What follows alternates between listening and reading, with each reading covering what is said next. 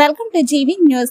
జిల్లా పరిషత్లో బడ్జెట్ స్థాయి సంఘాల సమావేశంలో గత వైసీపీ ప్రభుత్వం దోపిడీపై అవకతవకలపై విరుచుకుపడ్డ కోన రవికుమార్. శ్రీకాకుళం జిల్లా పరిషత్ కార్యాలయంలో ఈ రోజు నిర్వహించిన జిల్లా స్థాయి సంఘాల సమావేశం మరియు బడ్జెట్ సమావేశంలో ఆమతలవలస నియోజకవర్గ గౌరవ శాసనసభ్యులు రాష్ట్ర పీఏసీ చైర్మన్ శ్రీ కోన రవికుమార్ గత వైసీపీ ప్రభుత్వ పాలనపై తీవ్ర స్థాయిలో విమర్శలు గుప్పించారు.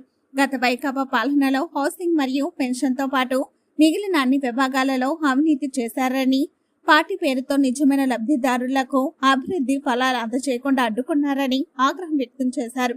ఈ సందర్భంగా ఆయన మాట్లాడుతూ గత 5 ఏళ్ల వైసీపీ పాలనలో జిల్లా అభివృద్ధి పూర్తిగా నిర్లక్ష్యం చేయబడిందని, ప్రజల నిధులను దోపిడీ చేయడమే లక్ష్యంగా పరిపాలన సాగిందని ఆరోపించారు.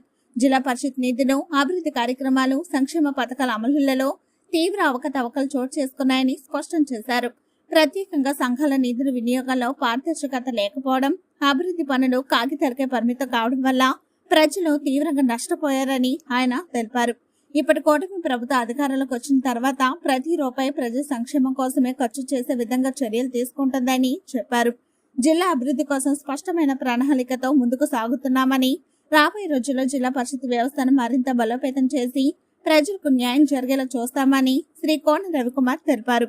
ఈ సమావేశంలో నరసన్నపేట ఎమ్మెల్యే బుగ్గు రమణమూర్తి, జిల్లా పరిషత్ చైర్మన్ పిరియ విజయ, జిల్లా పరిషత్ సభ్యులు, వివిధ సంఘాల ప్రతినిధులు, జెడ్పీ సీఈఓ, అన్ని శాఖల ఉన్నత అధికారులు పాల్గొన్నారు.